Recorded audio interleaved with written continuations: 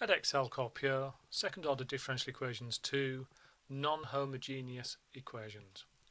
Finding the complementary function. So now we're going to look at non-homogeneous equations. And non-homogeneous equations means that we can have a function here called f of x on the right hand side. The first thing we would do is to solve the homogeneous case, and the homogeneous case we've looked at in previous videos is where the differential equation equals 0. When you find the solution to the homogeneous case, this is now called the complementary function, or the CF.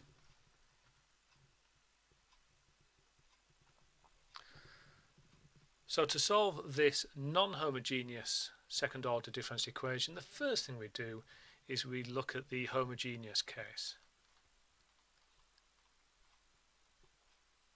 So the homogeneous case is where the second order differential equation equals 0. So you could write that d2y by dx squared minus dy by dx minus 2y is 0.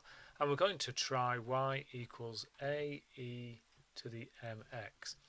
The auxiliary equation for this homogeneous case is m squared minus m minus 2 equals 0, which factorizes m minus 2 times m plus 1 equals 0, and we get two distinct real roots, m equals 2, m equals minus 1.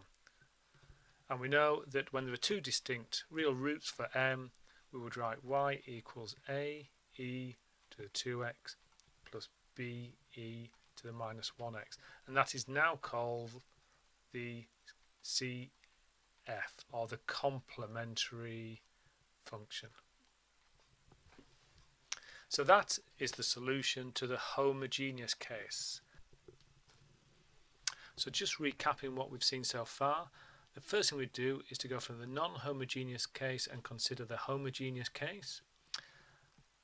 Write down and solve the auxiliary equation as we've seen previously, and from the solutions for m, write down an appropriate complementary function.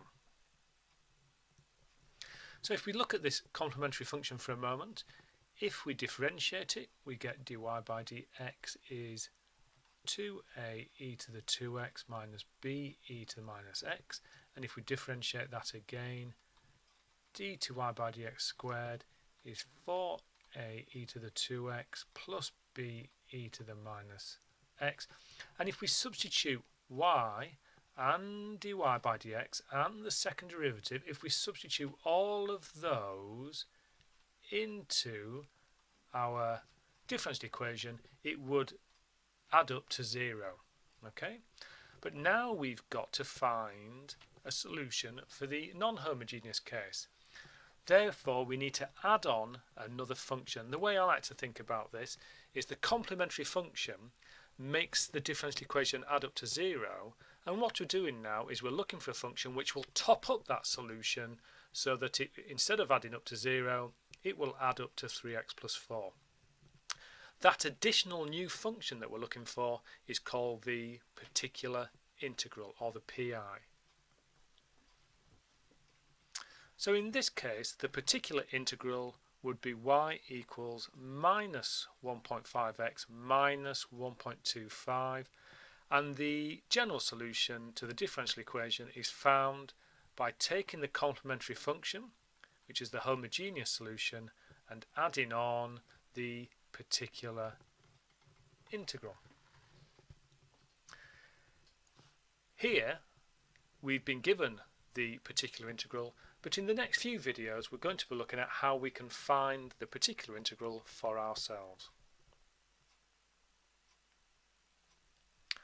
So summarising the non-homogeneous case, we've got a second order linear differential equation equal to f of x.